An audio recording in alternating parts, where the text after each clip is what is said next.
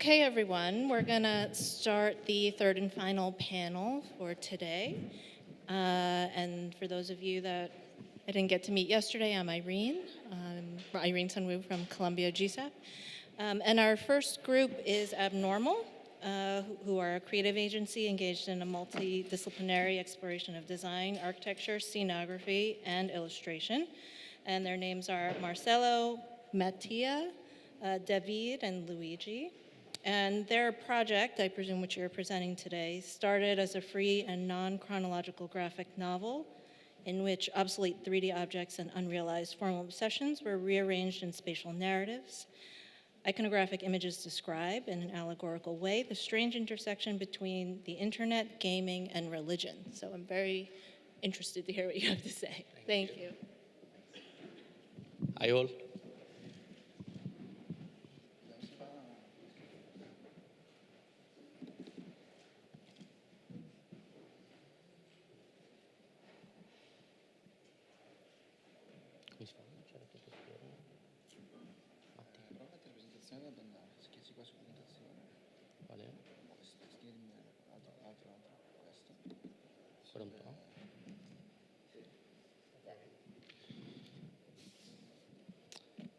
So, when your house contains such a complex of piping, flues,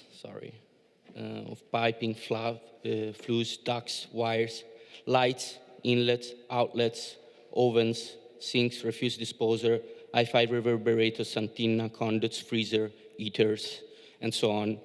When it contains so many services that the hardware could stand up by itself without any assistance from the house, why have a house to hold it up? When the cost of all this decor is half of the total outlay, what is the house doing except for concealing your mechanical pudenda from the stares of the folks on the sidewalks? So, in A Homo Is Not a House, Rainer Banham introduces for the first time the paradoxical condition in which architectural practice felt in the last decade somehow.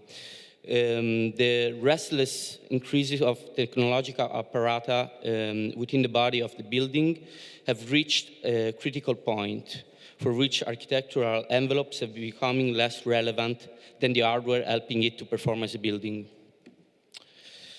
He remarked how the profession of architecture has been slowly adopting solutions that integrate technology in the building structure, having as a final output a shape that is highly affected by a weird and asymmetrical superfetation.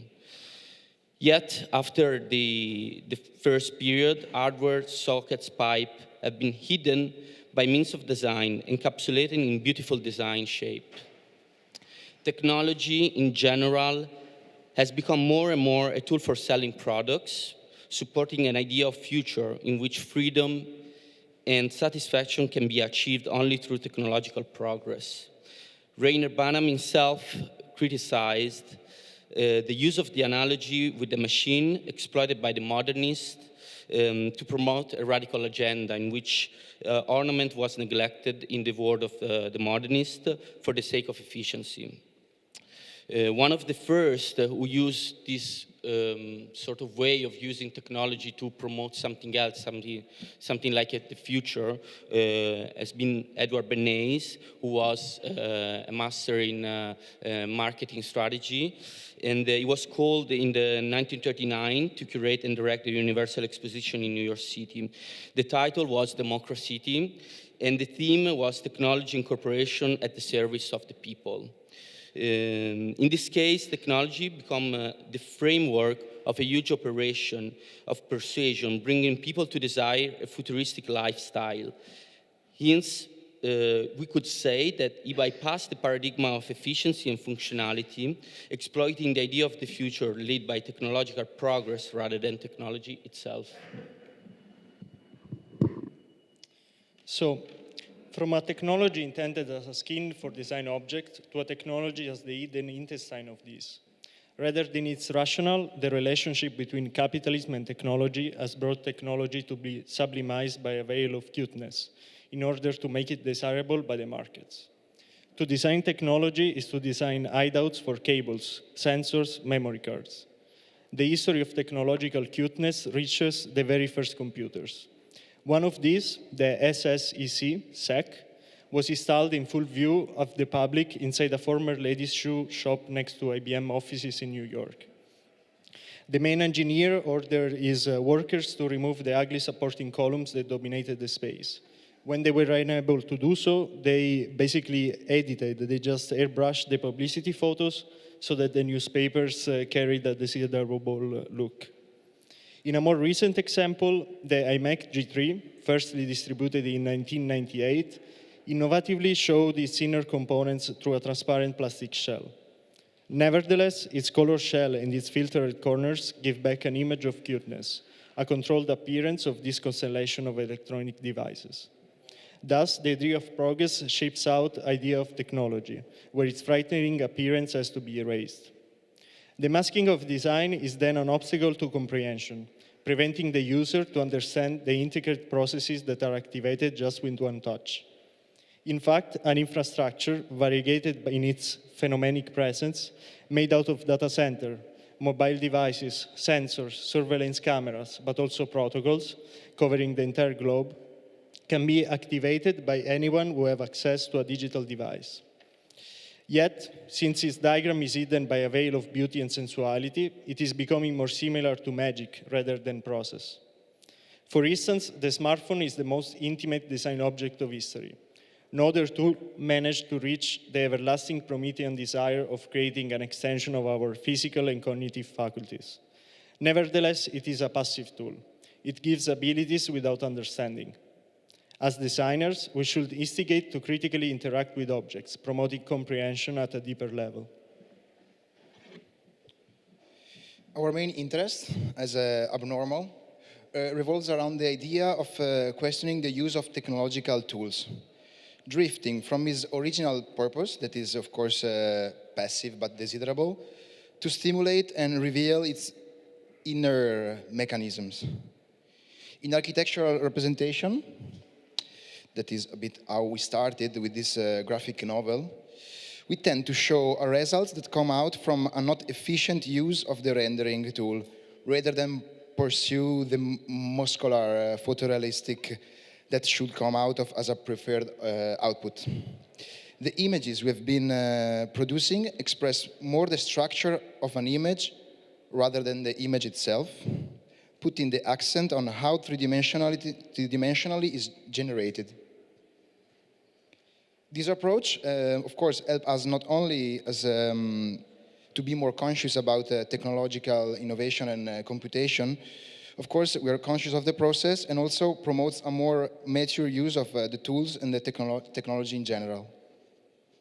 Our project, Paraphernalia, inverts this relationship between technology and a container, between apparata and container. It shows hyperbolically the intestine of a computation-based reality to return the visibility of the process. A simple yet functional metallic structure works as a support from an array of different devices, ranging from surveillance cameras, energy tools, solar panels, fans, atmospheric controllers, as far as survival tools like a portable shower, sleeping bags, emergency kits. It appears as a deconstructed device in which decoding, controlling, ventilation, and transmission come back on the skin, rather than occupying its interstitial spaces. A totem for which we envision a ritualistic upgrading and ever-changing process, resulting in the neglection of form, technology without architecture. Thank you. Thank you so much.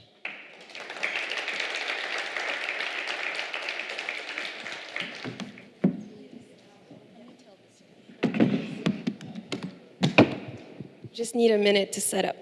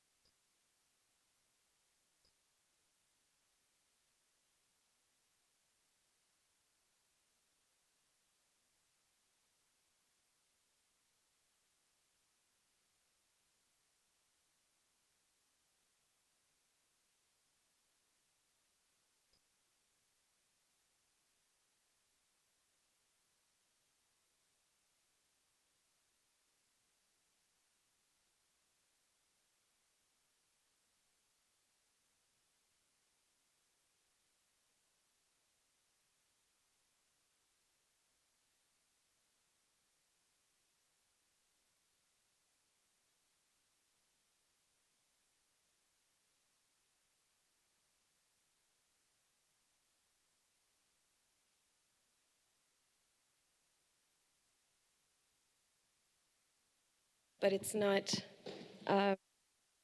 isn't very big.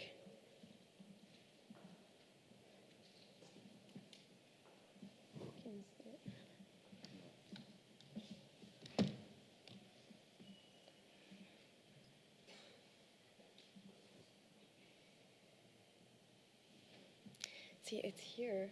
It should be here. Do you know? This needs to go here, and then we need to see the other. Yes, move, like move. You can move. Yes, correct. And then.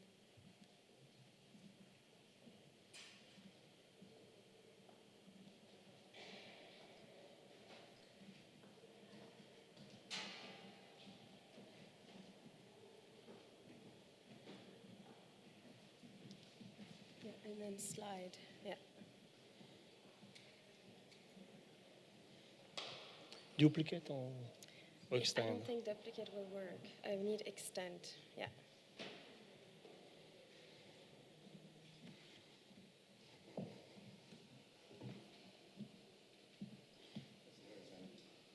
Oh, you see it?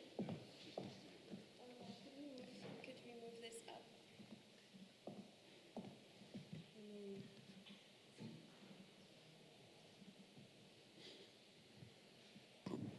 All right. Well, we won't be able to cover. Can you see? Yeah. Okay. No.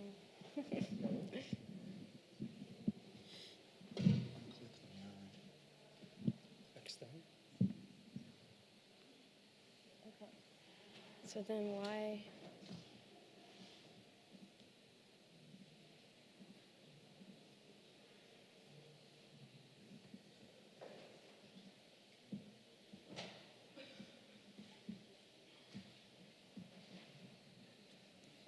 Is it big enough? I don't know how. So,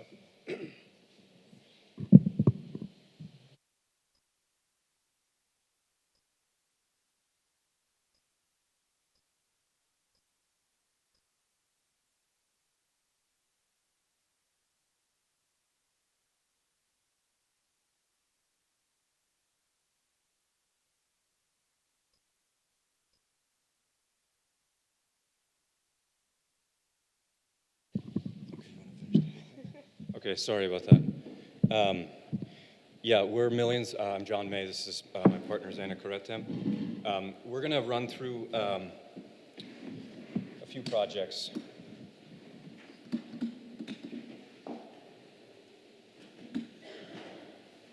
It's working. Yeah? Yeah.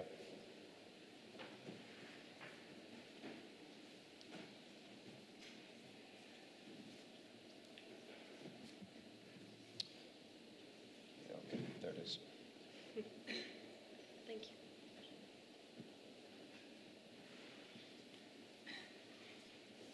Good. Yeah. It's interesting.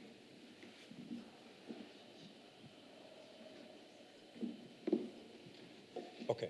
We'll run through a few projects. I think building off of the conversation from yesterday, there was a general theme of at what point or under what conditions does one become one's own client or try to become one's own client?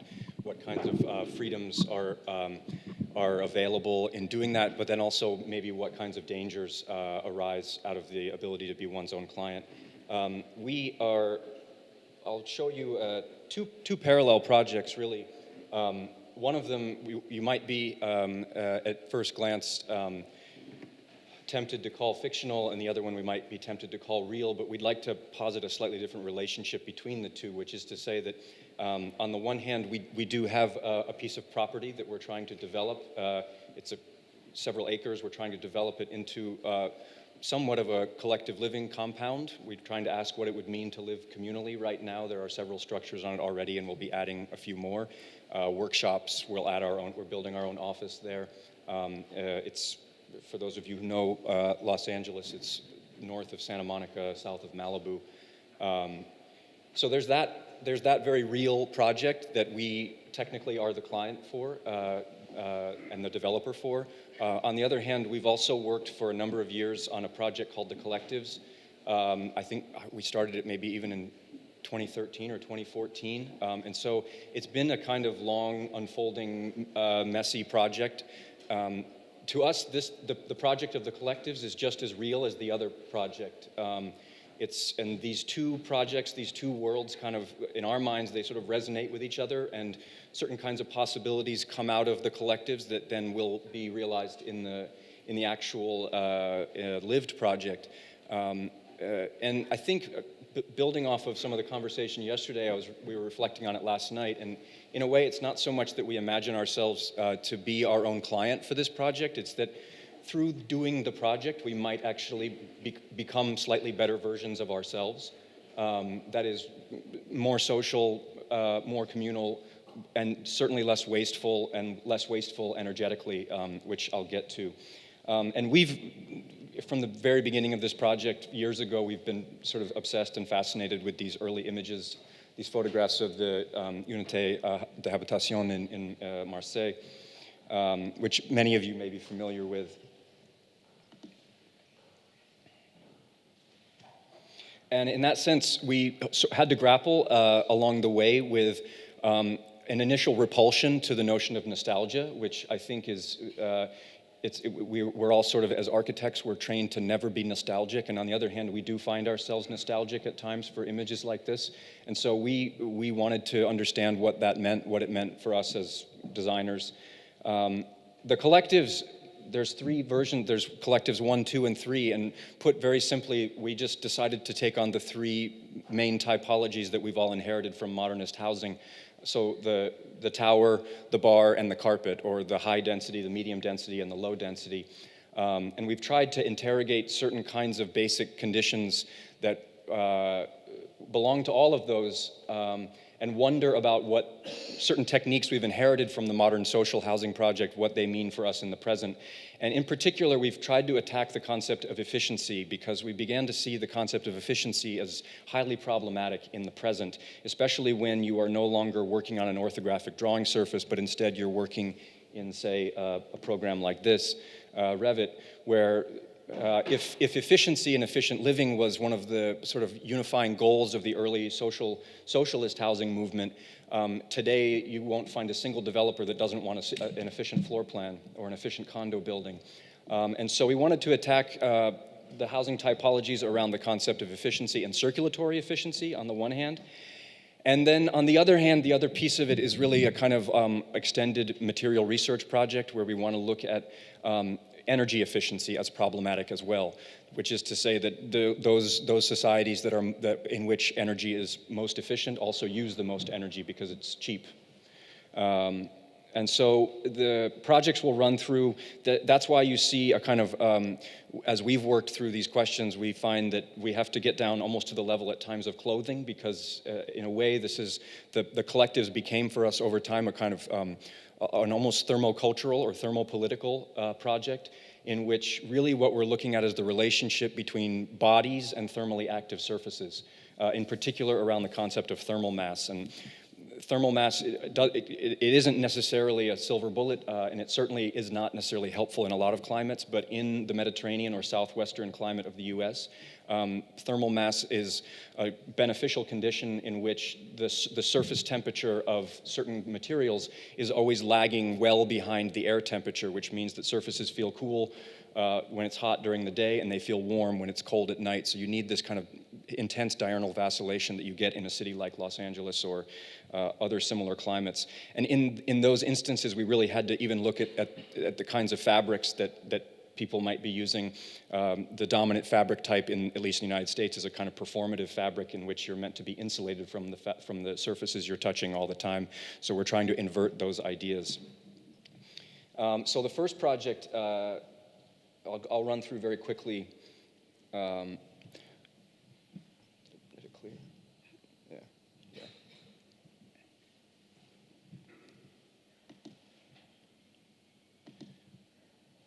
As the tower project, and you can actually... So we have a live feed from our office. There were some models that we couldn't carry from Los Angeles. It was quite the challenge. So we put a camera.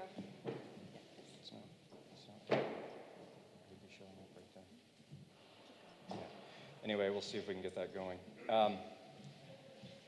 So these, the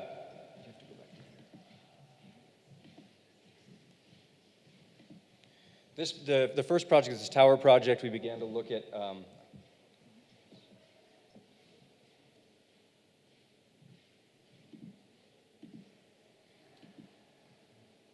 how we might slice the tower up differently, how we might begin to think of it as a series of vertical slices and horizontal slices rather than floor plans.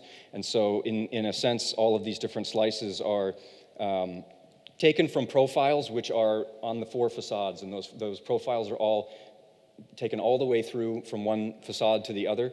In a sense, there's no corridors in this project. There are simply openings that are open from one side to the other. Again, this presumes a certain kind of climate, that this would only work with certain kinds of daytime and nighttime temperatures. I think we have our... Yeah. Keep going. Keep going. Mm-hmm.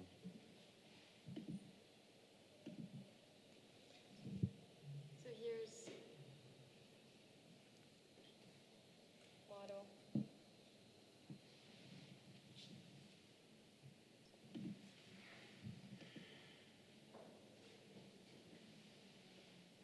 You can see here, like these are conceived of as these horizontal slices through the tower.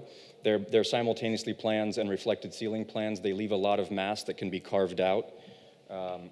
Again, that's a highly inefficient way of making plans, but that was to some extent the intent.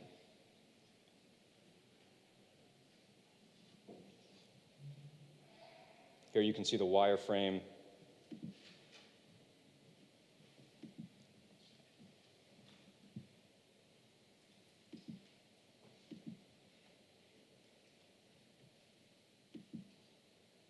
Sections through the tower. All of these deal also with the principles of air buoyancy, so trying to set up buoyancy throughout the tower for drawing cooler, fresh air.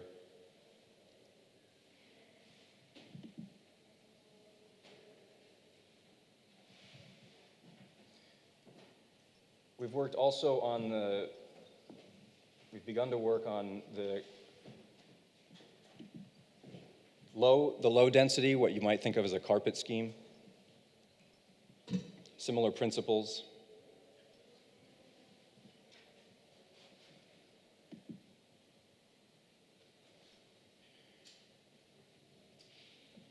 A profiling from side to side. Possible floor plans here. Again, there's a kind of cellularity, so we're not imagining that these are programmed necessarily, the cells, but there's larger cells and smaller cells.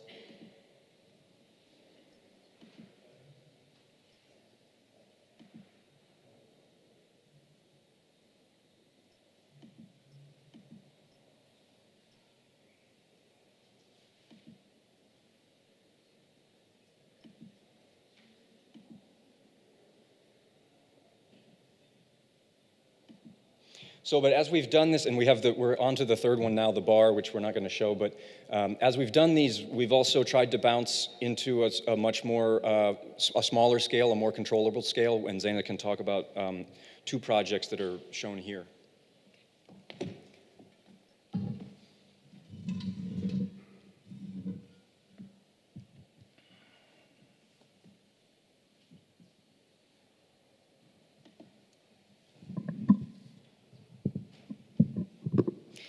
Okay, so maybe we should have introduced by saying that we're showing today a segment of our work, which is not the sort of typical built stuff, but rather a more speculative project, as John was saying, that touches on a couple different themes. So housing being one of them, collective housing, and then bathing being the next one, which I will talk about. And then finally, what we're calling the kind of in the round typology, both a stage and also a bathing kind of deck structure that I'll show in a second. But they're all interested in the same ideas of sort of communality and thermal mass. So in this one, bathing again, so we were approached by, this is a little bit too high for me, by a gallery in New York called Friedman Benda. And basically, they asked us to develop or design and build a set of furniture that exemplify the work or the research we've been doing in our practice. And we had been looking at the history of bathing for a while. We were in Beit Din that summer, which is my hometown in Lebanon, and we were really fascinated by a kind of a complex pre-modern history of bathing that, of course, precedates what we know now as a bathroom. And we were interested in this idea that bathing was a kind of like social, extended journey of communality. So we were pretty fascinated by this idea also that in a lot of these cultures, which, you know, pre-modern bathing happens across multiple cultures, as you know, the Ottoman one being something that is part of perhaps mine, but it exists in many others. And again, it's a completely loose, open, collective experience in which, you know, things are happening other than just bathing. So educational programs and eating and others. And we quickly realized that actually the history of what we know now today as bath is a relatively new history, about 150 years.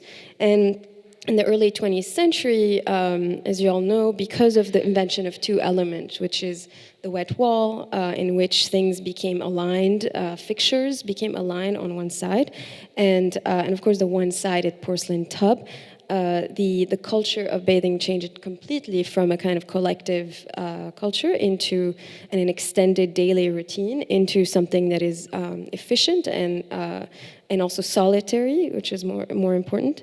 And so our work was really interested in in understanding like how we could potentially bring back this idea of the in the round. So,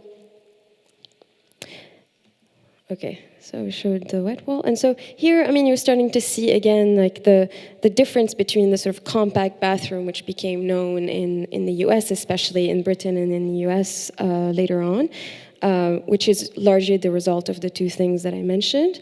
And the private compact cell became actually a room in the household, in the domestic context, which was not prior to the invention of those two mechanized things. And so we were interested, and here you're seeing some of the activities that are pretty common in a lot of other cultures and bathing cultures. And so our proposal was essentially to try to bring back this idea of communality around a loose arrangement of objects of bathing. So we proposed, in order to sort of revive or reintroduce this lost social dimension, we proposed a semi-private shared elements. So the first element is the freestanding communal wash basin, which we called, there were a couple terms, sort of Latin terms that were influencing the way we're thinking about these. So the labrum in this case, which is again a basin in the round, and a communal one. The second one being the bathtub that is also in the round with more expensive flat surfaces to facilitate all kinds of activities like eating or drinking or entertaining. And then finally, which you're seeing in this rendering, the thermally flat surfaces that were thermally active and that were meant for lounging and massaging, which come from historically from the idea of the tepidarium. So we proposed a loose aggregation of objects, and they had different materials. So the wash basin, here you're seeing, is a 3D printed large-scale sand print, actually, which had incredible thermal properties, but also, you know, much more sort of environmentally friendly than plastic. It was sealed, layered, and painted in multiple layers of iridescent, and you're seeing a small scale here. In two parts, it was extremely heavy, 800-pound piece, which we had to sort of lift in a kind of Egyptian pulley. And then this is the final result.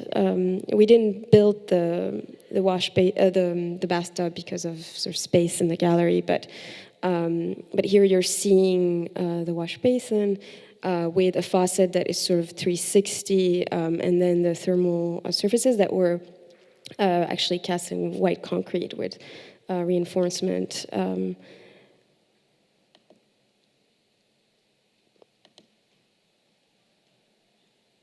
And this is the sort of texture that we were interested in exploring at the time. Still found in many of our projects, actually, which we're not showing today. And then this was the show. So it's pretty massive sort of installation in the space. And in the end, we really felt like it produced a loose organization for a potential domestic landscape.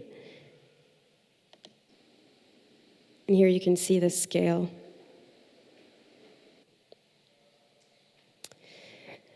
So the final project is what I was calling the sort of stage in the round project. And we're working on a series of gymnasia.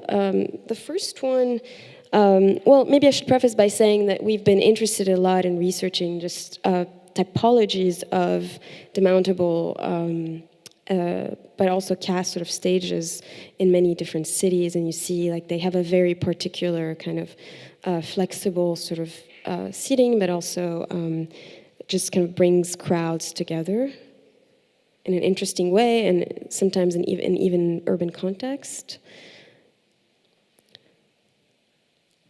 And so our project, which we're calling Gymnasium 1, it's sort of the first iteration. So this one was actually built with students. And we were approached by this organization in the Morongo Valley in California. They were called Space Saloon. And they asked us to propose a kind of design-build exercise or experiment that students could take part of. And so we conceived of the first gymnasium as a kind of pool deck in a desert, a place for, again, lounging and conversation, but the idea being that it would be cool to the touch during the hot days and warm when the temperature drops at night.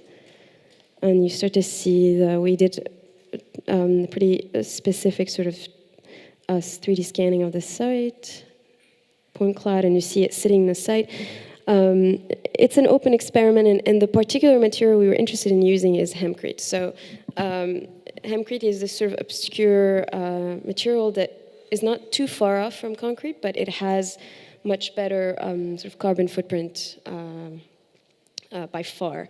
And as a practice, we're very interested in the kind of monolithic properties of concrete, and in particularly their thermal mass, but we're also increasingly aware, like most of you, as you mentioned today, of its devastating environmental impacts. And so we kind of became fascinated with this material that has not been tested that much, but is starting to have promise, especially in California. So, and John touched upon this idea of thermal mass.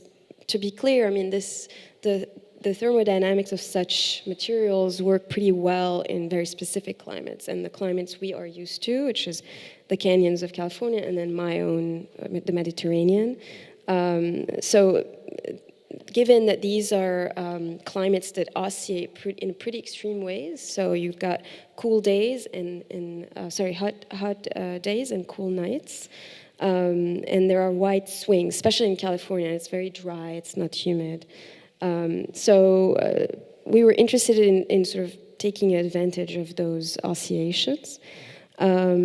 And in a lot of our current projects, especially the ones we'll be testing on our own property, we're interested in this idea of potentially eliminating HVAC completely. So, so here you're seeing the students casting. So we started to learn pretty quickly that the hempcrete is extremely brittle on the edges. Part of the issues is that it cannot be moist, and so it cannot be wet. It rots. So it's been used as a bioinsulate for the most part within sort of studs of balloon frame structures. But in our case, we were really excited about potentially trying it as an exterior surface. So quickly we started to realize that we needed to add, and here we did some thermal imaging tests. I mean, we're not particularly interested in like the quantitative aspect of this, but it didn't. It worked. It helped to see how it was reacting, and we casted them in different thicknesses. So we've got from 2 inches to 6 inches tiles, and the tiles were meant to be the tiles of the deck. And you're seeing it here in Fowler form. And we ended up having to add a sort of thin layer of concrete so that it structurally can hold, which is something that we need to kind of keep learning, that we learned with the students. And we weren't able to use pigments, so the students painted them. We realized actually that the paint sort of interacted with the thermal properties of the tiles, which wasn't necessarily ideal. But nonetheless, you still see like big shifts and changes, and there's a lag between the temperature outside and the tile itself, depending on its aggregate and its thickness. And in the end, the students sort of used them. It wasn't a very big structure. Should we end here? Yeah, so I mean, I think these are, again, it's a kind of dual exploration in which we try to ask certain larger historical questions, but they are increasingly rooted in the things we're trying to make in our own practice, which hopefully, begin to scale up to the ambitions of the collectives projects. But until then, we can test them really at much more intimate scales that we really wouldn't have imagined if we hadn't undertaken the former project. So. Thank you for listening and for waiting for the setup. Our technical setup. Thanks.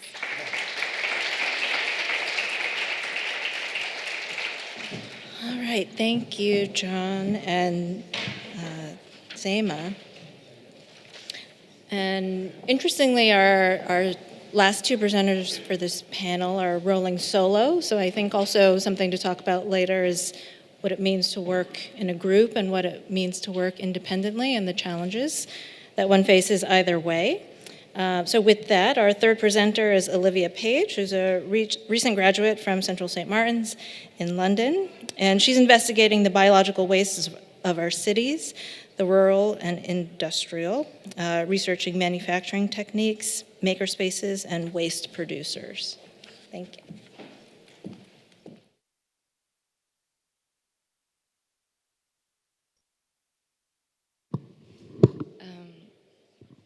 Hello, good afternoon, everyone. Thank you very much. My name is Olivia Page, and I'm going to start talking about Hempcrete as well. So, as a good starting point, so I was working with some architects in Porto, in North Portugal, and we were working on a project using Hempcrete blocks, and I just thought I'd briefly explain what Hempcrete is, in case nobody's familiar with it. Hempcrete is from the cannabis plant. The stalk of the plant is dissected into two parts, with the fibers on the outside, and then a kind of woody stalk in the middle. And this woody stalk is chopped up into little pieces and mixed with a lime as a binder. As mentioned, it has great thermal mass properties, but also insulative.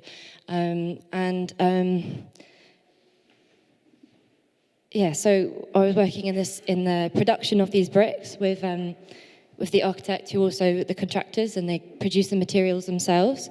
So I was also working with the application of color to the Hempcrete bricks, so applying this blue indigo dye.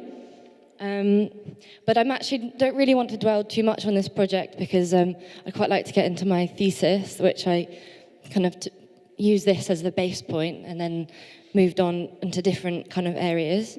So I was really interested in how. I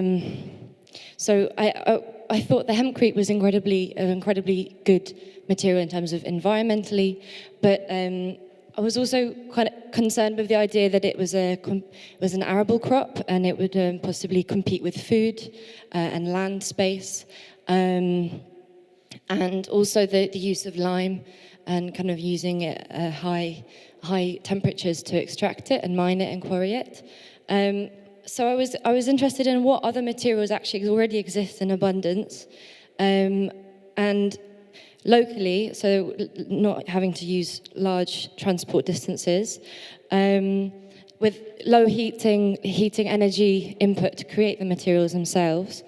I had a kind of a thesis of materials that were sourced within a kind of 50-kilometer radius of where we were working in Porto.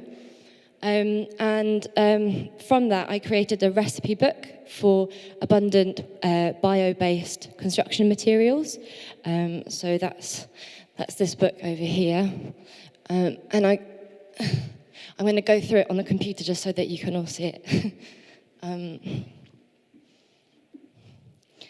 And sorry, you need to just swap over into the actual recipe book.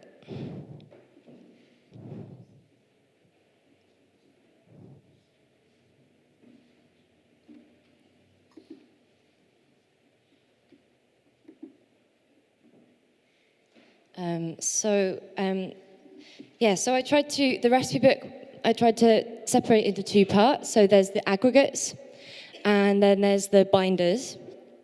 And so in the aggregates, it was very obviously important that all of the materials were decomposable at the end of its life cycle. So they're all bio-based.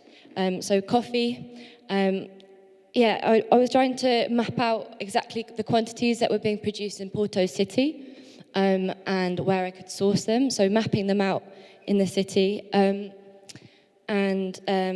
you would speak to in order to collect the waste. So hair, human hair from like the hairdressers, just standard recycle centres, and Lipo were the biggest recycle centre in Porto. So paper, textiles, cardboard, sawdust from the carpenters, and of course hemp. I was in conversation with a couple of farmers who were interested in growing hemp on their farm, and then the kind of traditional farming techniques of that region. So which crops were being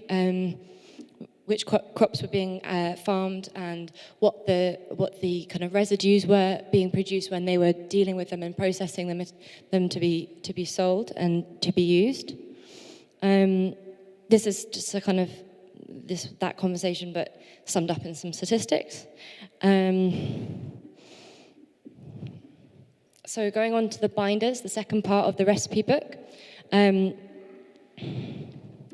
So if we're going to compare it to the hempcrete, it would be the lime part, and the aggregates would, of course, be the hemp part. So starch, starch being produced from those wasted residues of the farms. Hemp oil from the seeds of the hemp plant, and then that could be acrylized into an epoxy resin. Linen from the paper mills. Again, Portugal is a really it produces a lot of paper, and a waste product of these paper mills is this linen, otherwise named black liquor.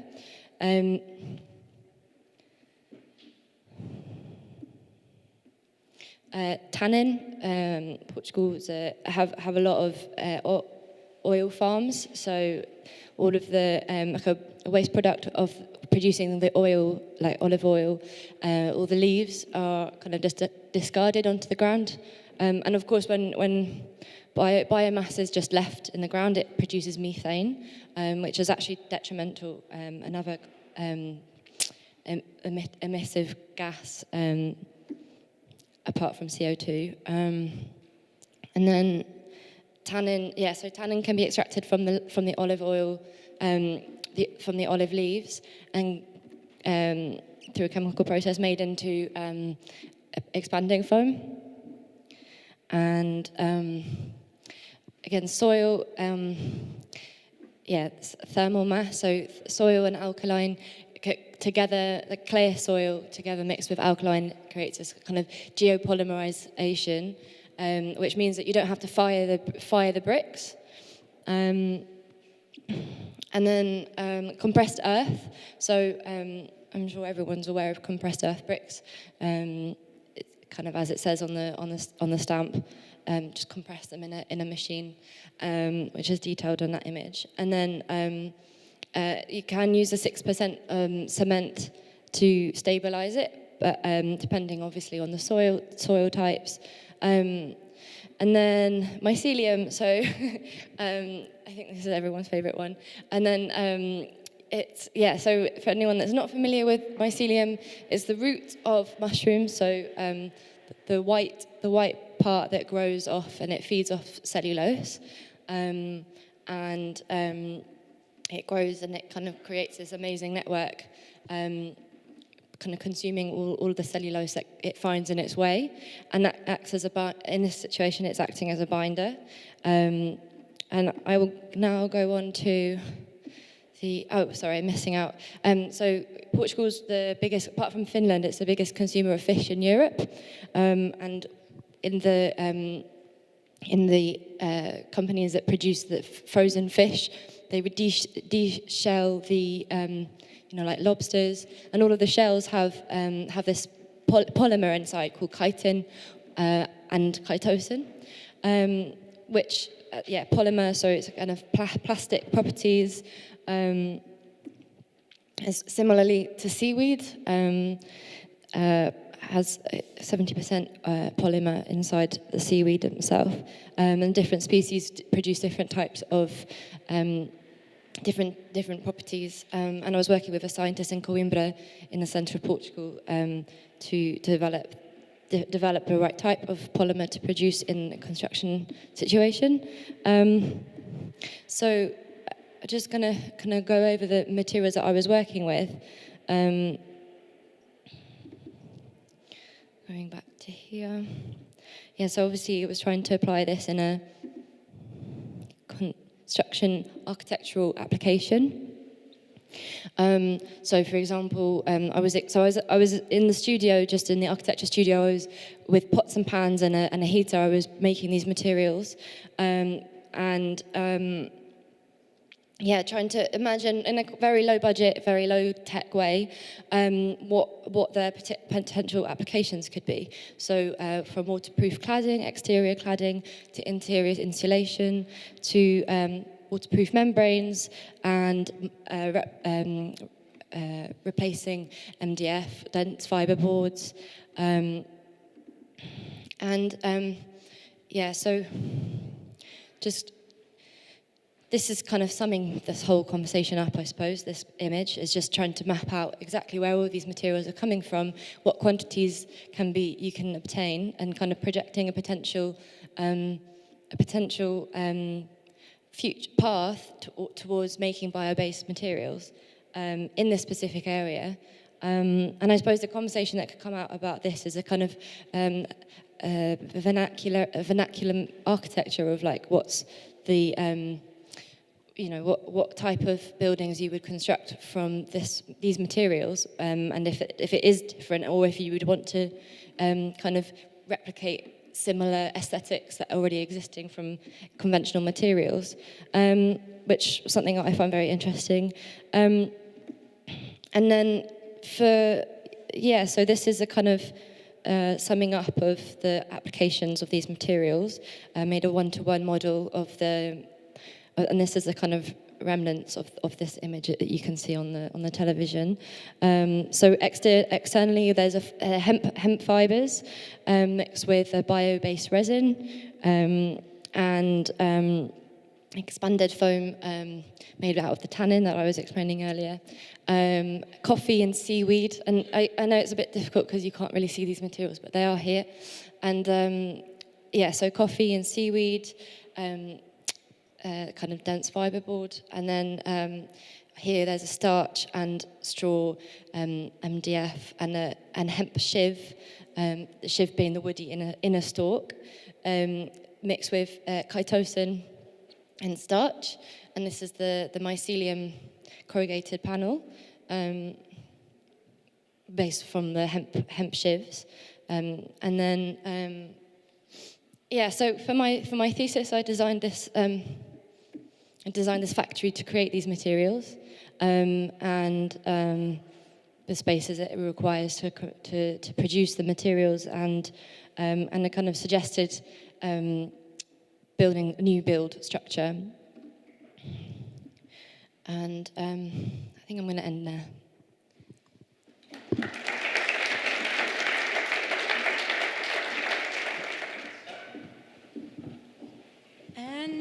Our fourth presenter is Mae-Ling Lokko, who teaches at Rensselaer Polytechnic Institute. She is an architectural technologist from Ghana and the Philippines, whose work centers on the integration of food, agro-waste, and building material cycles. So I see a theme through our panel. Mae-Ling?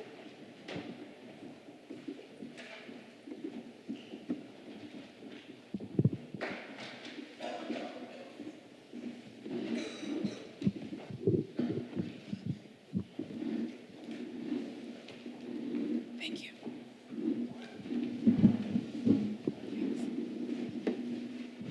Good evening.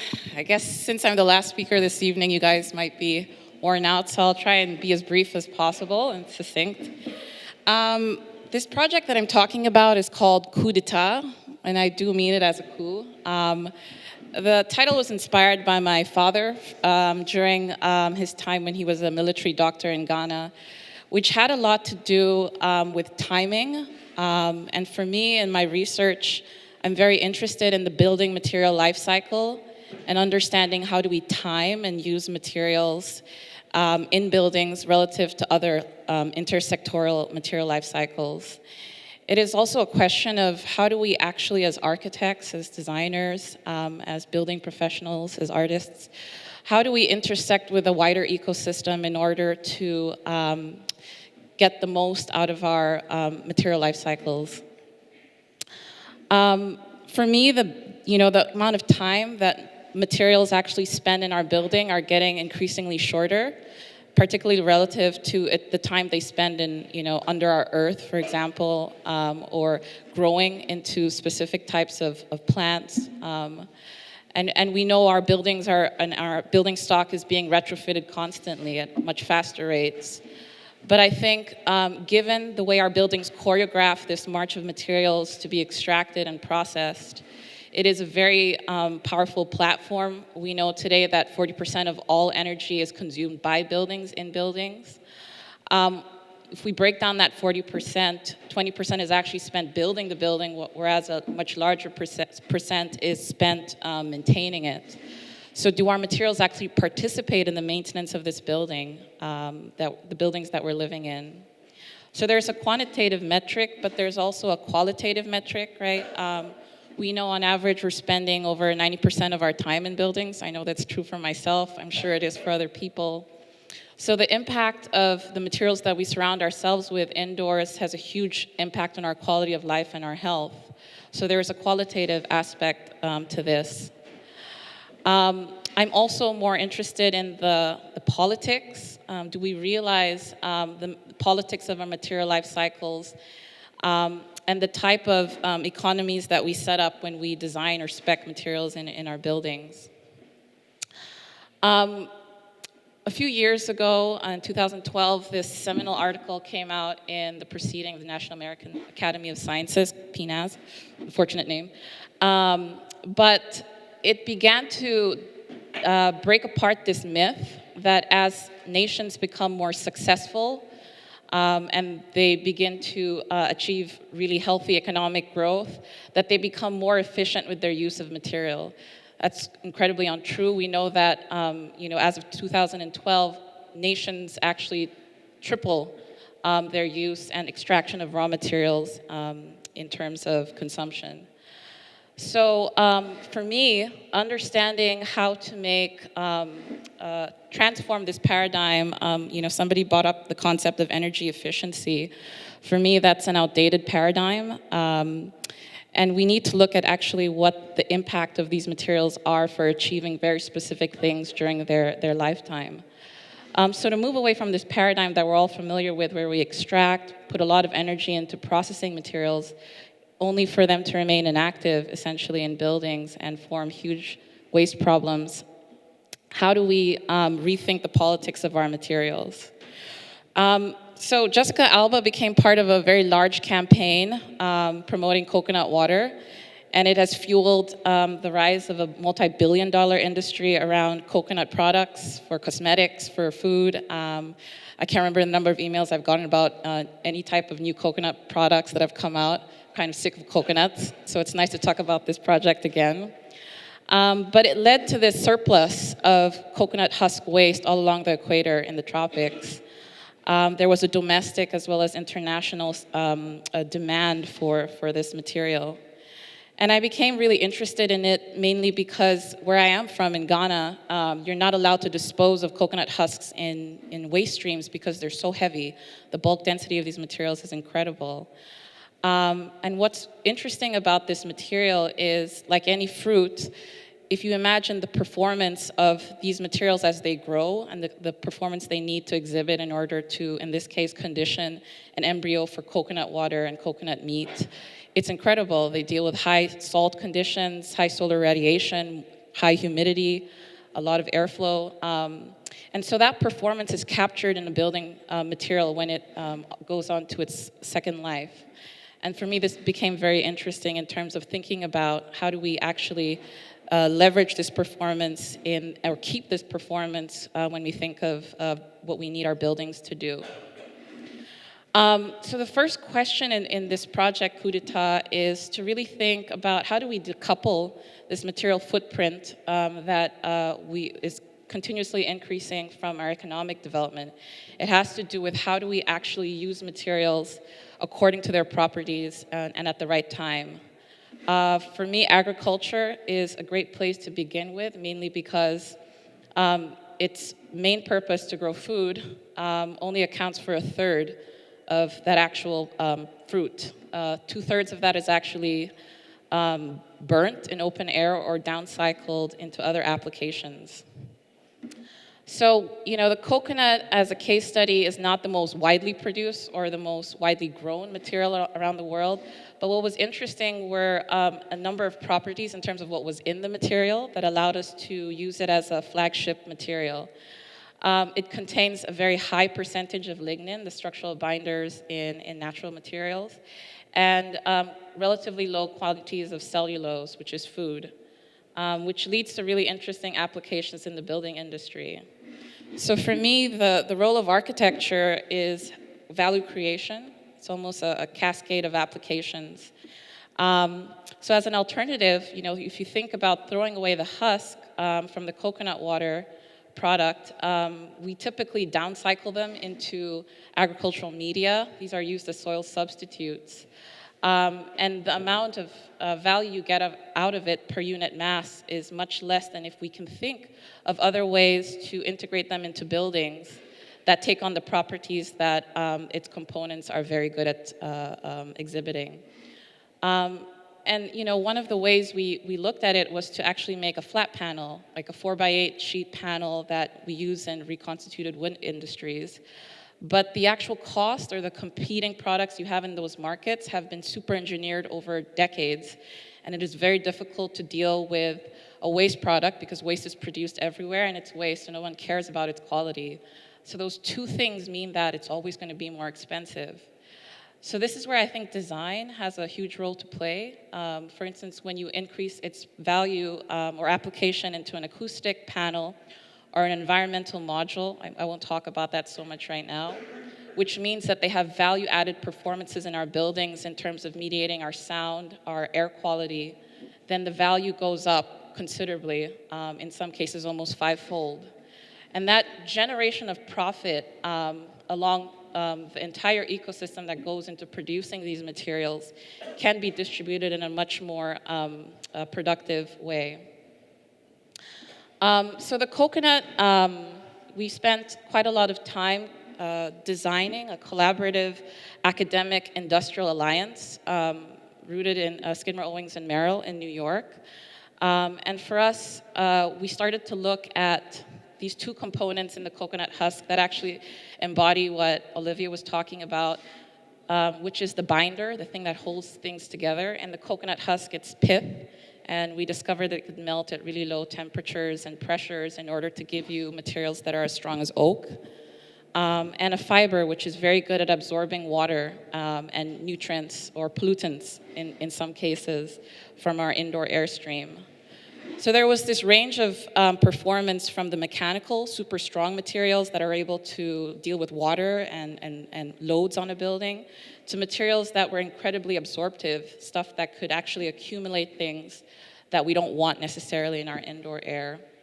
And so understanding this sort of inventory of transformation pathways is I think, becoming more and more important as architects become more involved with looking at alternative material life cycles. We exhibited this in a very large contemporary art festival in Ghana, and that was a very challenging context because people don't like to build with what is local, and people don't like to build with what is low tech, considered low tech, because this image of becoming modern, progressing, has a lot to do with an association with concrete, glass, steel. So in some ways, beginning to unseat some of these deeply seated preconceptions of these materials is really key. The second thing in coup d'etat that I've been looking at is understanding what architecture's role is in the collective prototyping of stakeholder frameworks. And for me, art exhibitions, architecture, biennials, are a really amazing opportunity to catalyze different people, not just in architecture, but in agriculture and food and art, to actually have an instance, prototype this type of collaboration. Particularly between the agricultural sector and the building sector, I began to look at how an alliance could be formed around waste industries in Ghana. So these are very much outliers to a very well-established agricultural infrastructure that was established way before the country was a colony. And this exportation of low-value added agricultural goods, as well as the underutilization or the problematic disposal of these materials in Ghana, was that opportunity. So understanding and identifying, first of all, who is in the stakeholder ecosystem is key. We worked primarily with an interdisciplinary research team, exploring all of these transformation pathways. And in some cases, they actually began to drive or have feedbacks in the way that, say, the material life cycle of the coconut product could actually improve not just the actual health while you're living in a building, but while they're actually being produced. So this sort of iterative feedback loop in the development of these transformation pathways were supported by this academic industrial collaboration. The academy, I think, many of us operate in the academy, but it is an important place for particularly startup or entrepreneurial businesses in terms of enabling them to take on risk that they cannot take on, particularly when they're trying to basically get their first product out into the market. These materials also require a lot of challenges in terms of meeting standards. People want to know how this is going to burn, how this is going to yield certain types of particles when they're cut. So the barriers and the cost to getting these materials into buildings are incredible. And this is where I think academia plays a huge role in mitigating this risk. I'm also interested, and through this project at RIBA called Hack the Root, in actually displaying how architects could work with urban food groups in the on-site production using mycelium, which Olivia spoke about. So these are bricks that are grown from the vegetative state of fungi by feeding them with hemp. And the whole growth process was staged in the actual art gallery, where the grow chamber is in the middle. And as you go through the exhibition, it builds out a wall, an entrance tunnel in the exhibition. For me, this was very important to actually show how anyone could really do this. So we developed these grow-it-yourself workshops with about 200 kids, not just from primary and middle school, but high school and university. So there were different stages of involvement with educational systems in Liverpool. And the actual infrastructure that architects provide come down to grow trays or a certain type of scaffold that these materials can attach themselves onto. So designing this infrastructure to allow people to grow and produce on their own is a huge feature in what we're looking at. This is a similar project with my students using buckets, so everyday objects, to grow these cylinder bricks, and inspired by low-tech rapid assembly methods using a compass coming from Hassan Fathi in Egypt. They had to assemble this in a very short period of time. The last thing that the coup d'etat looks at is how architecture can activate building life cycles to actually achieve very specific things within our ecology. And this can happen at the scale of the city, the community, or the home. So in parallel to the project where we were manufacturing the coconut panels in Ghana and upstate New York, we were parallel tracking another method of production that was very cognizant of the infrastructure of producing. Whereas these require collaboration with startups that have access to milling, high performance molds and just reliable energy, there needed to be another way of prototyping how these materials could be grown decentralized and from the grassroots. And so we looked at a lot of the brick production methods in Ghana that really used nothing more than hydraulic presses, car jacks, in order to generate, at the time, concrete bricks, but we did this with biomaterials. We also tapped into a very potent ideography system that is found in almost 50% of building envelopes in Ghana, which have very strong religious and social meanings attached to them. And it was very interesting to leverage this type of ideography in buildings, mainly because over the course of 400 years, this sort of ideography remains despite huge shifts in material technology from earth to stone to concrete. And instead of taking on the ideography that may have been very politically charged, we began to create a new language for these biomaterial panels, which talked about ventilation on the surface of the building. So this this was a studio I ran with my colleague Gustavo. Basically, the students had to grow this in 2 weeks using car jacks and the entire surface area of the school to dry them. And lastly, the scale of the community and home. This is relatively new projects that I've been working on, and that look more closely at the impact that food and recipes can have for activating upcycling right within our homes. So this installation at Radial System in Berlin last October was really staging an apartment where rituals of lemon water production in the morning and coffee were used to generate either mushrooms for food or building materials or objects in the house. And in this, using performance artists to activate the space, they actually went through a night and a morning ritual where they grew lemon containers out of lemon peels or oyster mushrooms out of coffee waste. We looked more broadly at everyday objects. This is the IKEA catalog, where we actually tried to realize the actual formal characteristics of our everyday objects in generating new types of mycelium derivatives.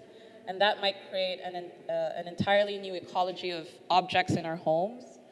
The real goal behind this is really, it gets down to the heart of upcycling, which is allowing people to see value in something that they see every day. And we found the most powerful way to do that was to get people to grow their own objects with things that they have at home.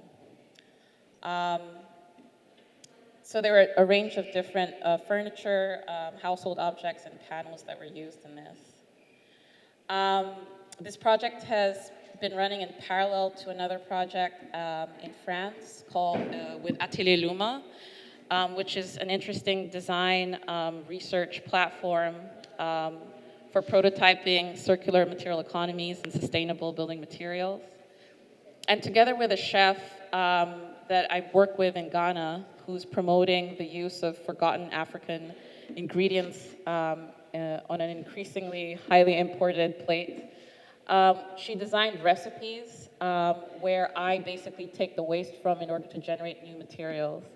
And the idea there is that we have to tap into a social and a cultural desire for new types of food, as well as new types of materials.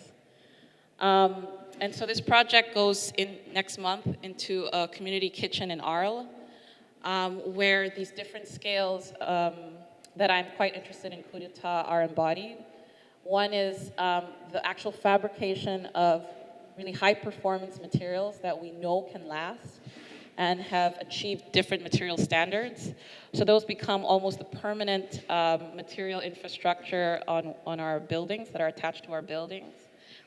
And within them, there is space for people to actually be much more experimental in terms of using everyday objects like leftover PVC pipes or objects that they have at home in order to generate things out of the food, the waste that comes out of their food, in order to be used in the kitchen in different ways, as bowls, as wine holders, as herb pots, as storage for different materials.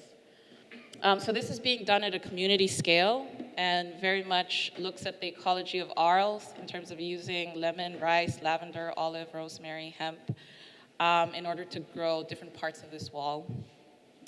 And that is the last goal of coup d'etat, which is to really figure out a way to circulate the newly generated value to different stakeholders within that ecosystem.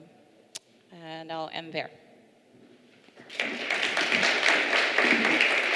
of the presenters in the last panel, please join us for a conversation.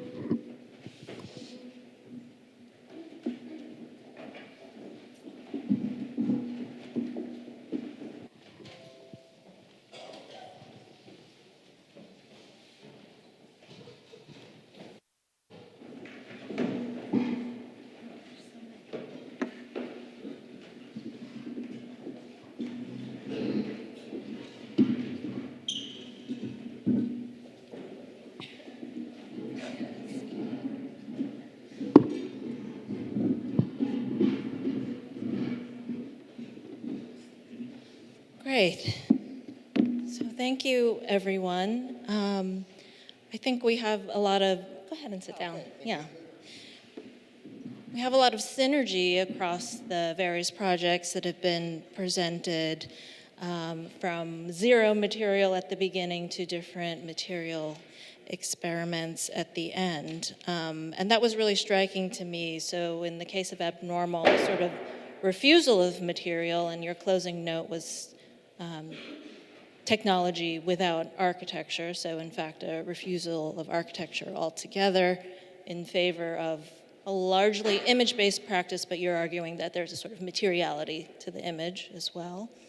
To MILLIØNS and Olivia and Mae-Ling, who all are looking at the same material, hempcrete, and yeah, so I think maybe let's go for the obvious first, and we can speak about the material experiments in the last three presentations. And it was really interesting to me, in the case of MILLIØNS, how in terms of your architectural experiments, you talked about the collectives project at the beginning, and that you were actually working at full scale. So it seems like in a lot of the projects, there's this interest in full scale as kind of the only way, I think, maybe for you to grapple with certain architectural projects that you can then realize kind of in real time. So even though you're interested in an economy of material, there's sort of a kind of excess, and I don't mean that in a negative way, but a sort of excess in terms of the form of experimentation. So even the project that you showed at Friedman Benda, there's a lot physically there, which in itself is maybe a certain kind of waste as well. So this is something that we all deal with in exhibition formats, and that will lead me later to the material on the table, like what is the life of these things. But I was wondering if you could talk about this friction between excess and economy.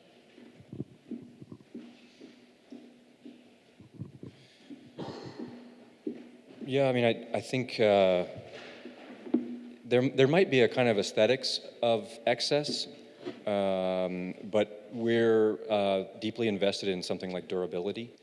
And so, for example, while we wholeheartedly agree with Olivia's assessment of Hempcrete as being a somewhat compromised compromise, that there are advantages to it over its lifespan.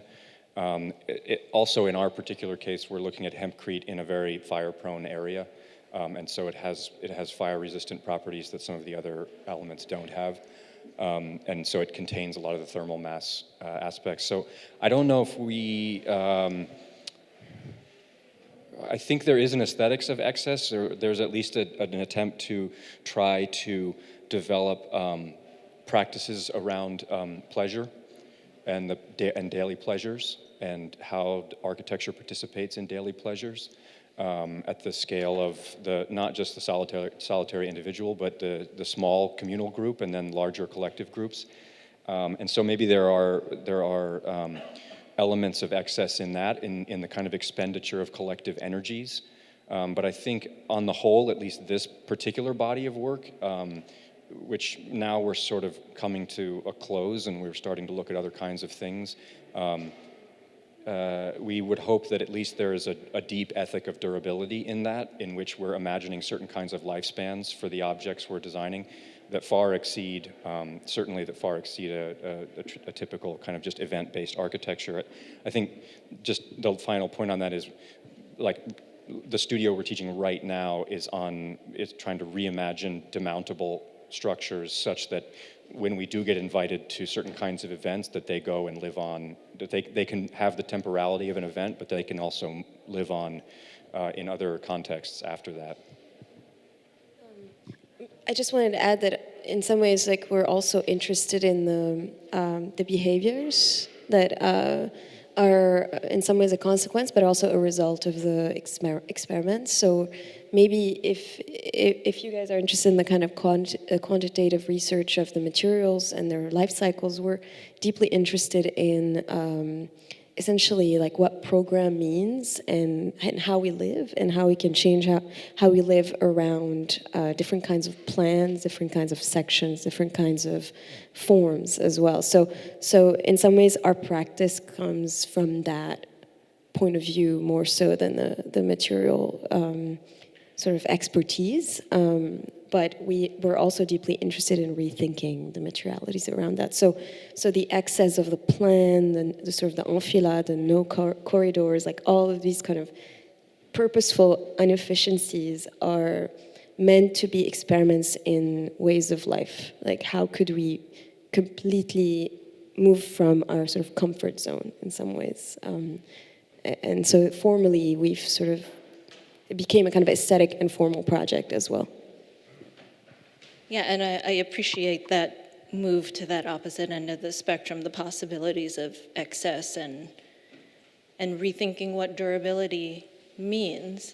However, it brings me back to the three of you and your presentation, which you started with Banham and this very famous essay, Home is Not a House, and this notion that modernity is very much tied up in this notion of designing the future without knowing what the future is, which I think is, inherent in all of these projects. And again, not to say that that's a bad thing, but there is I think a divide in the way that you guys are approaching your practice. So I was wondering if you could kind of respond to the speculative nature of some of these material experiments in relation to how you framed your own presentation with a past critique of modernity and where you see yourselves now. Because I will say also, I thought, this Banham essay again, like what about all these other steps in between? So I'm just wondering also what else is feeding into your theoretical position beyond this nostalgia for the 60s? Okay, no, it's really interesting. First of all, I think that why the quote of Banham again is also can be explained with all this panel together. I think the new intuition that we have in 2020 is that Banham didn't consider the waste and the amount of material that also the technology was producing. It was not an issue at the moment, at the point. It's true that maybe our speculation is can be read as a nostalgia from the 60s. Is actually more true. That is a speculation that tried to put on plain sight the sort of things that doesn't work, like put in plain sight this issue with technology and with the weight of data and data center and technology that can really connect to the other researches that we saw today in a way that waste is not only produced by buildings, but also by just a post on Instagram is also part of this issue. Well, just one thing I would like to add, and then maybe you can also help me with the answer. I like the aesthetic of excess that MILLIØNS brought up, because in a way it's a form of protest against the efficiency of the softwares. So in a way, using the excess and the organic shapes to go against the proper thing that they told us before, against the efficiency of the plan, of the Revit that basically brings you to create cubes and squares. So I think we're really aligned on this idea of trying to go against what machines are trying to make us do on our behalf. Yeah, no, I will just clear up a bit more what Mattia tried to express and try to answer to the question why we are like coming back to Banham. Basically, we believe that since that essay comes out, the integration of technological devices in architecture has been highly evolved, and the tendency was basically to hide as much as possible inside the interstitial space of architecture, and that basically has changed also the dimension of architecture and the standards and so on. But we, meanwhile, we lost the perception of how much technology is impacting a building.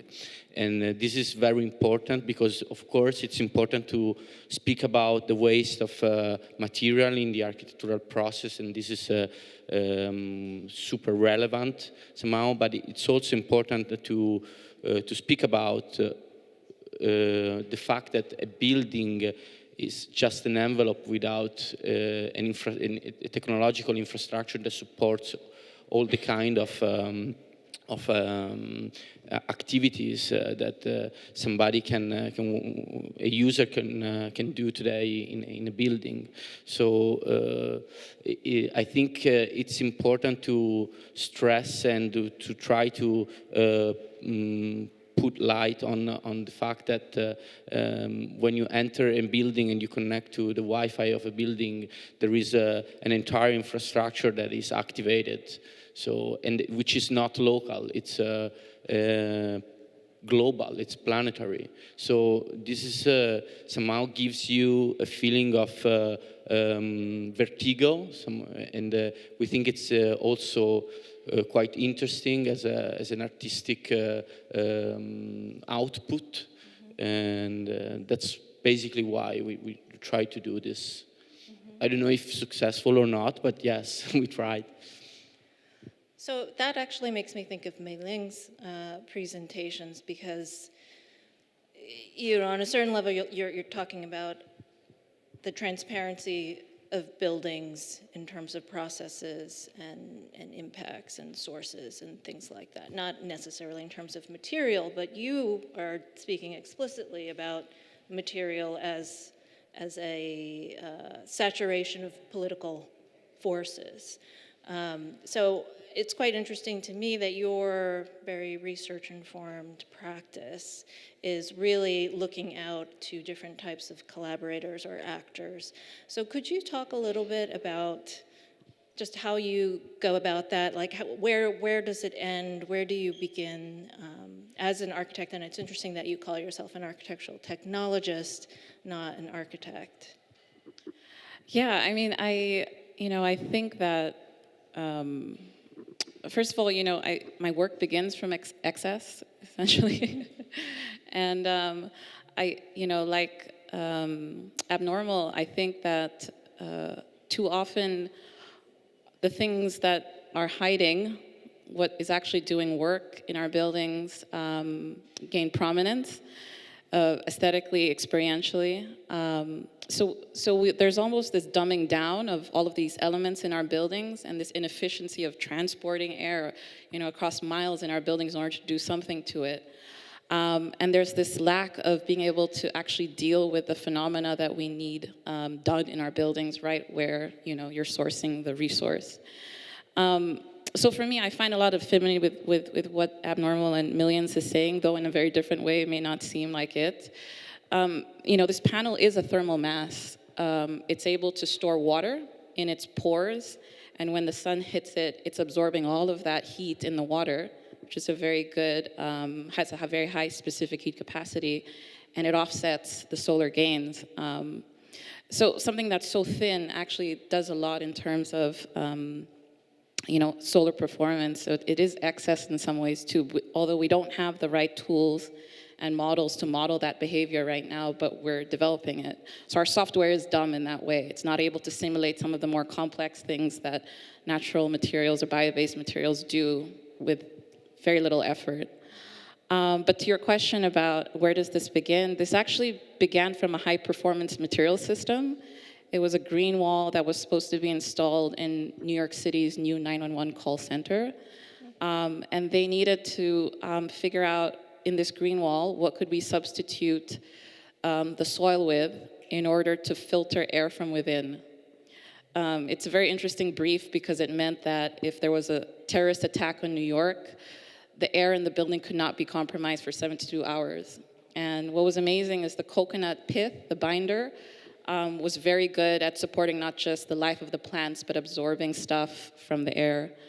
But because we realized all these other properties of the pith and of the fibers, we began to look at other applications beyond just hiding in a wall to filter air and support plant life. And I think the research was allowed to flourish mainly because of this new type of academic industrial alliance between RPI and SOM, which has a mandate to propel the testing of material technologies in real building test beds, which is, very, very stringent on a research budget. You've got to find funding, a client that's desirable. I think MILLIØNS' a premise for having themselves as a client and testing this out is a luxury. And not enough firms collaborate with academia in a way that allows us to actually characterize that value proposition. But ultimately, there's not a lot of coconuts in New York, so I began to look at other materials and I started my own company, Ambis, to produce these materials, and it ultimately failed. Not because there wasn't a demand for these products, but I realized that there needed to be more done on the actual ecosystem, the supply chain infrastructure, in order to make these things competitive, price-wise. And so for me, that's what Curated is about, which is who actually participates in the creation of value, instead of getting the waste from the farm itself. They're actually produced in cities and dumped on the roadsides, and those people have incredible cultural capital and infrastructure to help gather that waste and process it. And so my work kind of shifted to understanding how to design these distributed production ecosystems for biomaterials. I think a lot of people are already doing amazing biocomposites all over the world, but there's not as much attention on the actual social, political, and economic infrastructures behind these materials. We cannot produce them in a centralized factory. They just wouldn't be affordable or last for a long period of time in terms of the economic model. Which is a perfect segue to Olivia, who kind of surprised me at the end when he said, and then the final part of the thesis was designing the factory to do all this. So could you talk about that moment in your design project, if there was any kind of shift in your thinking when you got to that point? But I was also curious because you were primarily doing this research and experimentation in Porto, you said, and I assume you're not Portuguese, is that correct? Right, so I'm just wondering about working in a different context than your own cultural context, and like what was the reception there, assuming you had to speak to a lot of farmers potentially and other types of actors? The last point about the Portuguese, because I was already working with an architect before I started the thesis, and I was working before, so I had been there already for 3 years. So it was I already spoke Portuguese, so that element was obviously incredibly useful in terms of communicating with everybody, and then. I think in terms of it being a barrier, I wouldn't have, maybe if anything it was a positive, because I don't think it was something that had been really tried much beforehand, and so I think people were like, what's going on here? And sort of it wasn't, I didn't come across many barriers at least until now, and then also the first question about, does that sort of answer the second part? Yeah. So talk about the factory. The factory was actually very, like, going on from what May was saying about the social side of it. It was really how does it actually work? The factory was more of a trying to sort of be flexible in this situation where there are many different factors that are really, you need to collect it, you need to collect the waste. It was more of this openness to quite a few different factors that need to be really considered. Of course, the factory also kind of operates as a research hub for this. And this is obviously very imagined as a thesis. There's nothing real about it. But it would be to really research into those who you speak to, how you actually collect the waste, and these really important infrastructures that need to be built around actually before you produce the materials, as well as producing the materials themselves, and how you test them. It's hugely complex. So I couldn't possibly pretend that I have any answers. Well, before I open it up to the audience, do you guys have any questions for each other or comments? Because it seems like there were a lot of intersections, yeah. Well, maybe to comment, maybe the selection of the four of us. I think it's very interesting because since I didn't know your work before, I think it's interesting to see that there is somebody else that is challenging the paradigm of efficiency in a kind of also in a very practical and architectural directed way, and I find it quite intriguing. And also the fact that you mentioned how the software is kind of directing the design so much into a direction and into a sort of solution that is always the same, and how you challenge that, proposing a completely crazy plant floor. It's quite interesting, yeah. I have a question for Olivia and Mae-Ling, because I think what is interesting is that even if the research seems going towards the same ideals and ethics, it's completely different because it's local based. So something that you are researching in Ghana is not possible to do the same in Portugal. So I'm wondering, I see that you two were talking already together. Did you know each other? Did you find out here? Did you find some common grounds to this discussion, even if it's completely a local research? Or do you think that the same principle can be applied worldwide? Or, yeah, I have this question. And now it's up to you. Actually, Olivia informed me we had a mutual acquaintance. who was working on the project in France that I was talking about. So yes, through mycelium, fits the organism. But no, I think this is incredibly applicable. Everyone eats, everybody has waste, everybody has or is supported by some kind of local agricultural infrastructure. One of the most interesting things to me about the specifics of mycelium is that there are millions of strains of mycelium, and typically wherever they're grown, they're very good at digesting things that are grown in that region. So in France, mycelium strains can digest the skin of a beet and give you vanilla, the actual smell. In parts of the Amazon, they're very good at digesting hydrocarbon like plastics, and that's their food.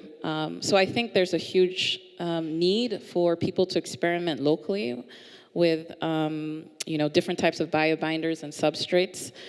So what this really creates is an inventory for knowledge sharing, as opposed to saying, this material should be used everywhere.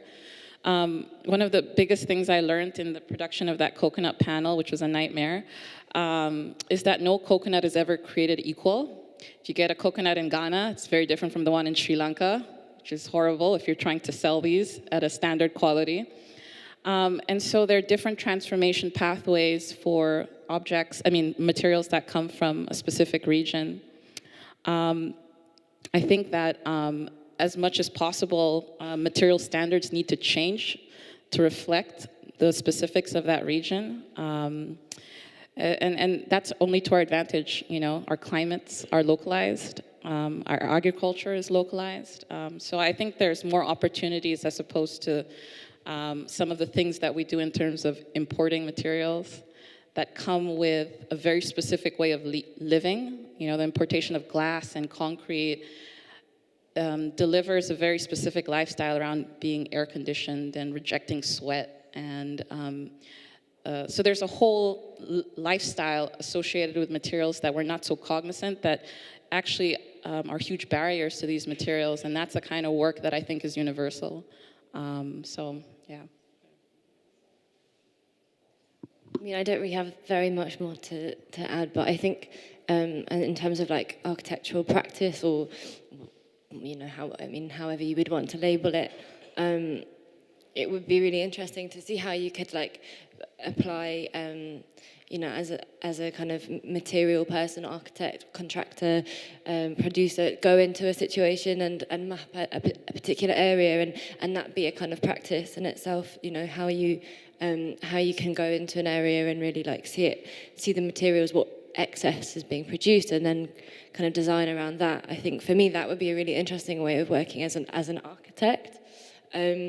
And that kind of links in, I think, to your question about the kind of, it's very locally, but it's also, you could mobilize it and it can be anywhere.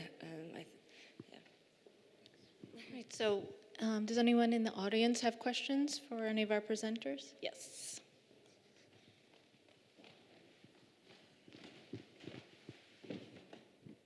Thank you. Thank you all for your presentations.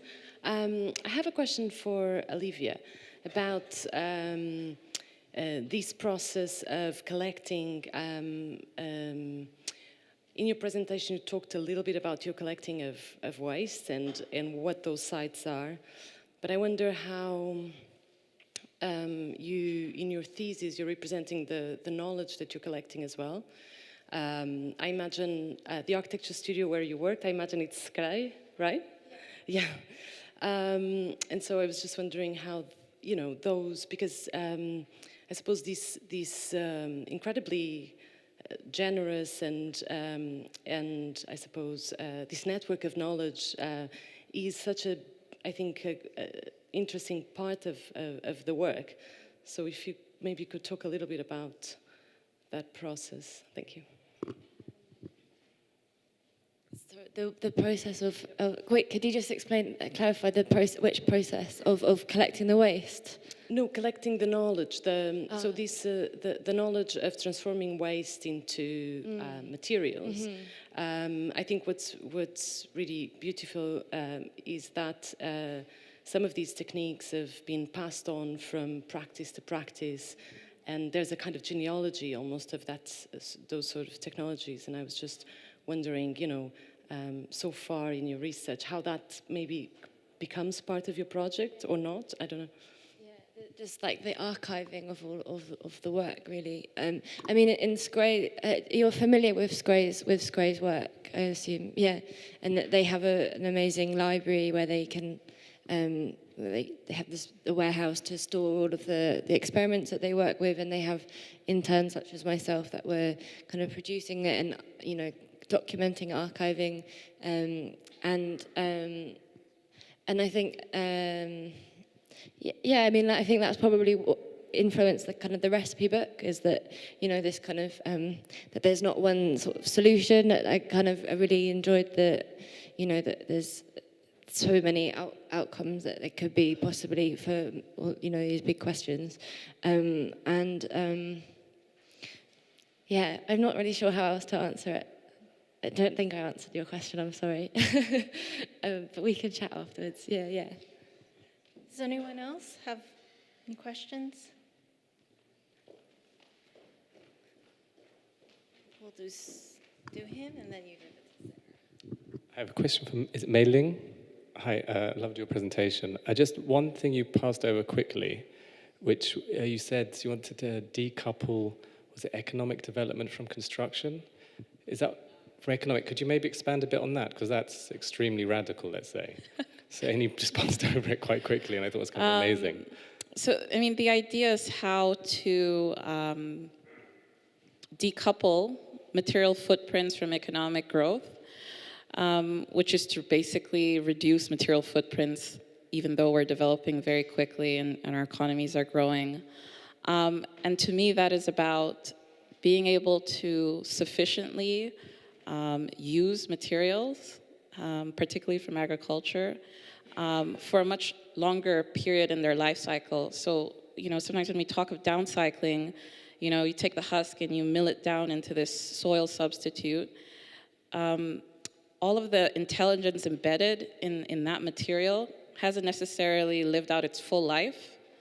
In fact, it's very energy intensive to actually downcycle it then, because it has a lot of water. Or it may have certain constituents that are harder to degrade, and this could apply to many materials.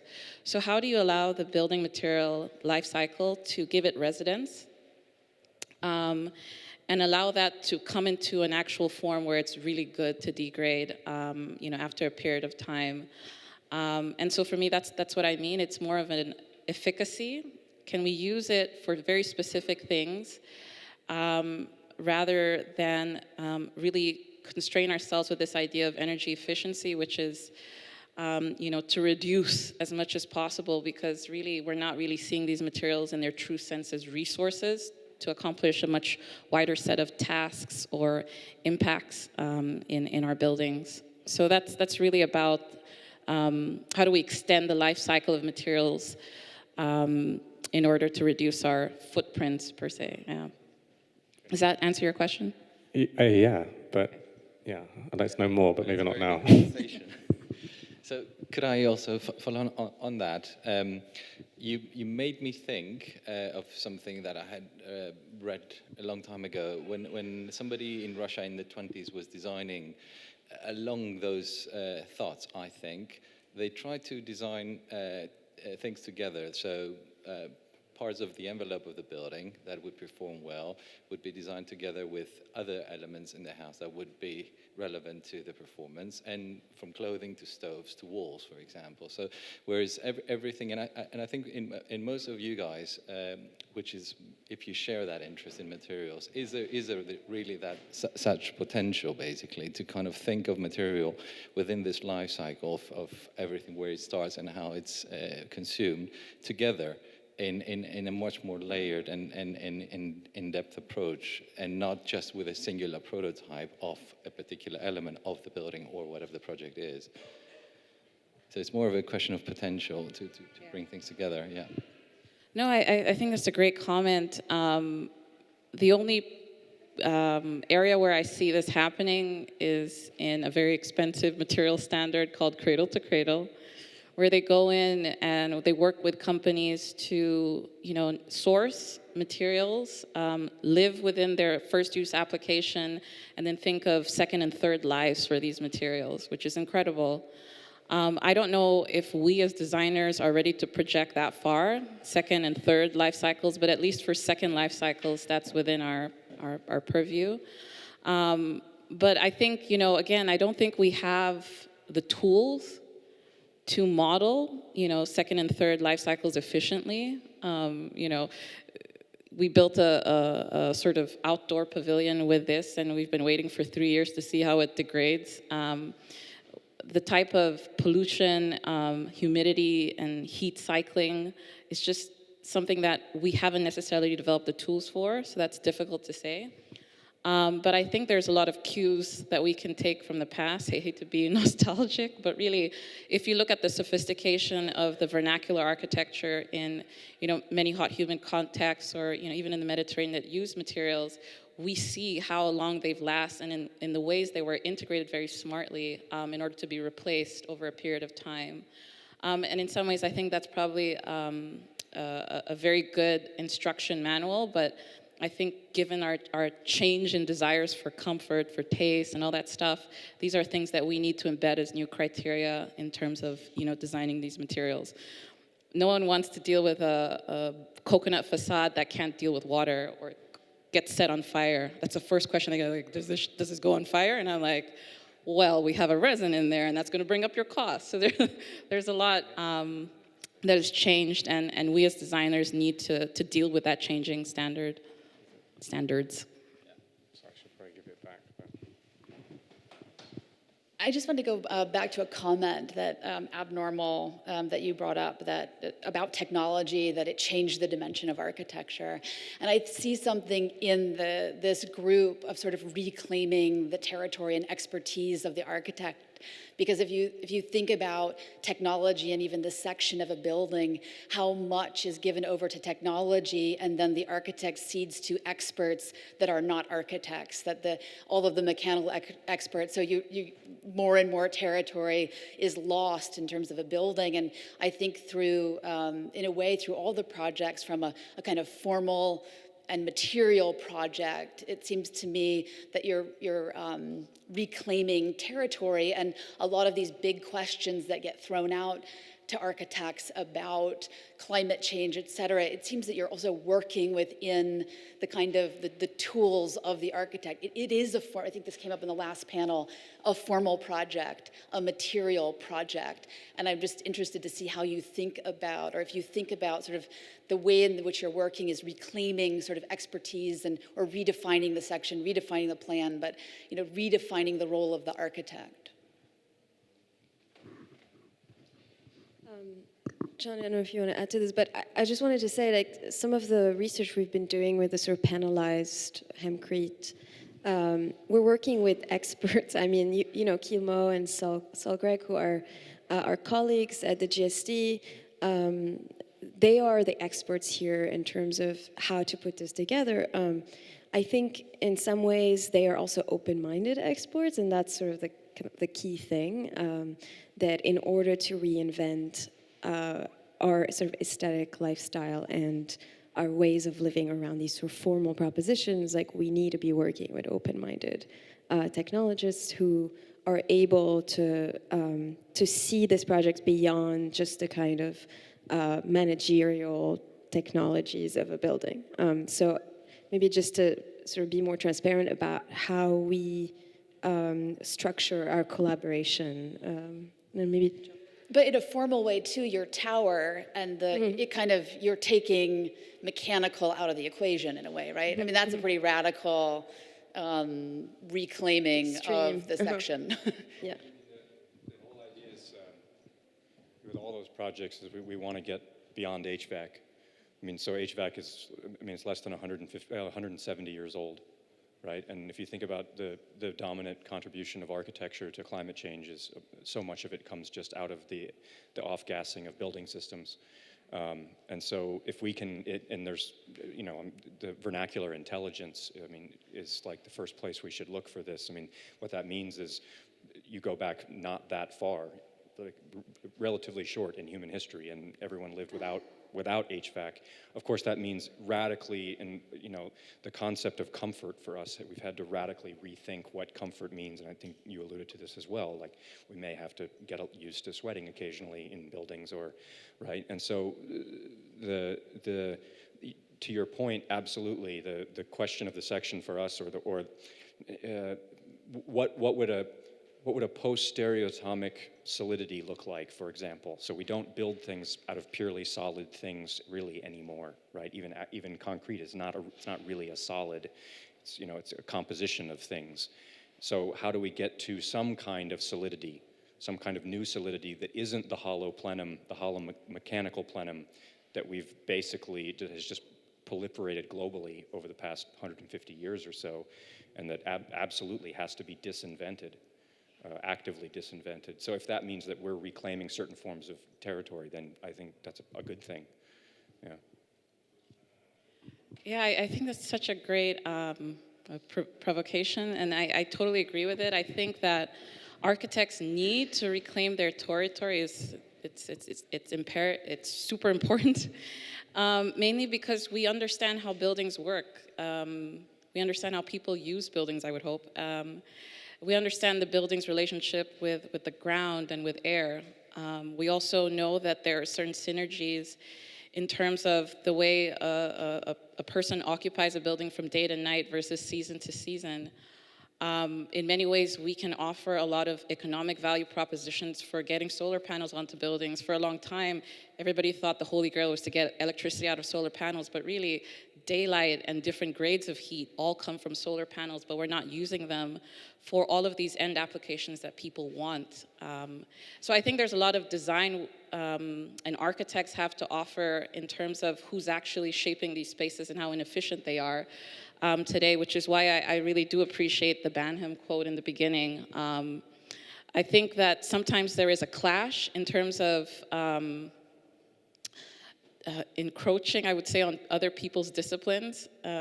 When you're doing material experiments in a lab and claiming to be an expert, it can get pretty contentious. And so I think one of the other roles of the architect is designing frameworks wherein you design comfort zones for working together, and reinventing the design research methodology in order to allow people to exchange and contribute productively.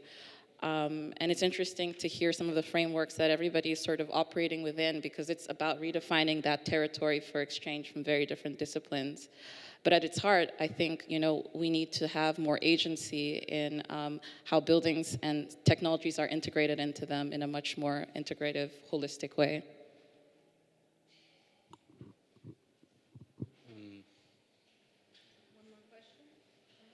Yeah, sure. Thank you for your really great presentations. I'm sorry to go back to an earlier question, but I heard a general agreement on the virtues of excess, and I just wanted to, when I think of excess, I think of projects like Hernan Diaz Alonso, Mark Foster Gage, projects that I find formally problematic and complicit in this sense of unbridled design, let's say unbridled capitalism. So I just wanted to kind of maybe dive a little deeper into how we define excess. I heard MILLIØNS define it more experientially, which I find very interesting. And I see with the recycled materials, obviously that's reclaiming excess and thinking about systems holistically, but just how do you define excess? I was just gonna say, I mean, for us, we definitely, in the office, we have a clear sort of distinction between sort of parametric excess and maybe what you're referring to as experiential excess or material excess. So in some ways, perhaps you're talking about the more kind of complexity, parametric type of excess, yes. I don't know if maybe it's not directly related to your question, but I think it's in general about the whole direction of the discussion and the excess. I have the feeling when we think about a future based on